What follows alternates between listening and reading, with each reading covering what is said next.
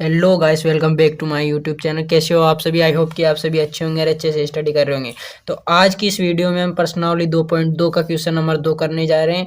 तो हम सबसे पहले क्वेश्चन नंबर 2 पढ़ लेते हैं। इसमें बोला गया है कि एक द्विघात बहुपद ज्ञात कीजिए जिसके शून्य अंकों के योग तथा गुणनफल क्रमशः दी गई है। तो हमें यहाँ पर शून्यांकों का योग तथा गुणनफल इन संख्याओं के रूप में दिया गया है। तो हमारे पास जो पहली वाली संख्या दी गई है ये हमें अल्फा प्लस बीटा के रूप में दी गई है जो 1/4 है, और यहाँ पर दूसरी संख्या अल्फा इंटू बीटा के मान में दी गई जो -1 है। यानी कि पहली वाली संख्या योगफल है और दूसरी वाली संख्या गुणनफल है। तो अब हम पहला वाला क्वेश्चन को नीचे करना सोल्व करते हैं। तो हम सबसे पहले पहला वाला क्वेश्चन लिख लेंगे। और जब हम द्विघात बहुपद ज्ञात करते हो तो उसका एक ये वाला सूत्र होता है x² minus alpha plus beta into x plus alpha into beta बराबर 0। तो इस सूत्र में हम इनका मान रखेंगे और इसे सोल्व करना स्टार्ट कर देंगे। तो यहाँ पर हम सबसे पहले x² लिख लेंगे माइनस अल्फा प्लस बीटा का मान हमें यहाँ पर 1/4 दिया गया है, और x ऐसे कैसे लगा देंगे, प्लस लिख के हम अल्फा इंटू बीटा का मान जो कि हमारे पास -1 है पहले वाले में, बराबर हम 0 कर देंगे। जब हम 4 को x² से गुणा करेंगे तो हमारे पास 4x² माइनस 1 ऐसे कैसे ही आ जाएगा, और इसे 1 को अगर 1 से गुणा करेंगे तो 1x आ जाएगा, प्लस जब हम 4 को -1 से गुणा करेंगे तो -4 बराबर 0 आ जाएगा। जो 4 है हमारे पास पूरे में बटा में लग जाएगा। जब हम 4 को इधर 0 से गुणा करेंगे तो ये इसका मान 0 हो जाएगा। तो हम जब इसे पूरी को सोल्व करके लिखेंगे तो हमारे पास 4x²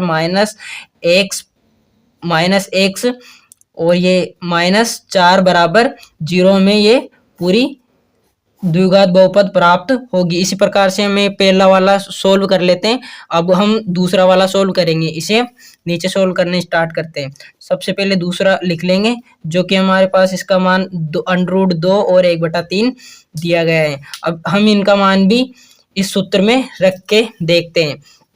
तो सबसे पहले हम x² वैसे कैसे लिख लेंगे, माइनस अल्फा प्लस बीटा का मान हमें √2 दिया गया है, और इंटू हम x ऐसे कैसे कर लेंगे, प्लस अल्फा इंटू बीटा का मान जो कि हमें 1/3 दिया गया है, बराबर में हम 0 लिख लेंगे। x² को जब 3 को हम x² से गुणा करेंगे तो 3x² प्राप्त होगा, माइनस में जब हम 3 को √2 से गुणा करेंगे तो यहाँ पर 3√2, जब x को भी इससे गुणा करने पर √3 x प्राप्त होगा, और एक ऐसे कैसे ही आ जाएगा, बटा में पूरे के 3 आ जाएगा बराबर 0। और जब हम 3 को 0 से गुणा करेंगे तो इसका मान भी 0 हो जाएगा, और हमारा द्विघात बहुपद प्राप्त होगी वो होगी हमारे पास 3x² माइनस 3√2x प्लस 1।